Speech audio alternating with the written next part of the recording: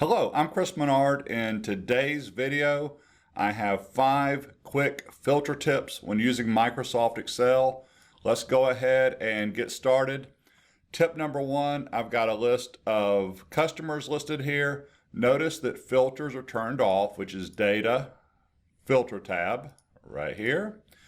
I only want to see the clients or the customers that are in Marietta, which is column D. I do have a total of 35 customers because row 1 is my header row.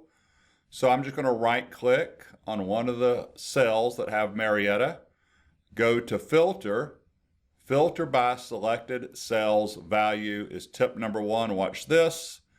It turns on filters and notice that D1 has got the funnel icon, which means I'm using that. If you notice in the bottom left corner, I've got 9 of 35 records found. Tip number 1. Tip number 2. My rows go 1, 2, 6, 15, 18 over on the far left. So the other rows are hidden when you're doing a filter. You can copy and paste, and it only will copy and paste what is visible. So Control A, Control C, Control N to get a new file, and I'm going to press enter, and there are the 9 filtered rows that I just have, not all the other ones. Close that, don't save. So that was tip number 2, copy and paste. Tip number 3, when you're filtering data, I am making this up. I'm over here on household type and I'm going to do a sort A to Z. I was asked to lose anyone that's in Marietta that's couple. So I did a filter by Marietta. I could have even filtered by household type couple. The same way, this ties into copy and paste. If you recall, I had 35 customers. I'm going to right click and delete rows. Notice the rows go row 2 down to row 6.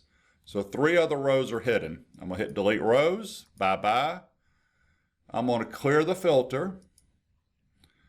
We had 35, now it says 34 minus the header row. There are my 33 customers. It only deleted the 2 rows that I selected. Tip number 4, by the way, I'm just going to bring those back with an undo real quick. And just to put this back, I'm going to clear. So we're back to 35 customers. Tip number 4, again, I'm going to right click Marietta, do a filter.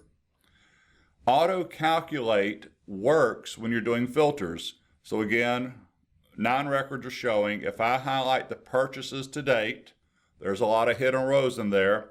Take a look in the bottom right corner, sum, average, max, min. Count is the number 9. Those numbers are only for what I have filtered. It's not picking up the hidden rows. Your auto-calculate in the bottom right is working.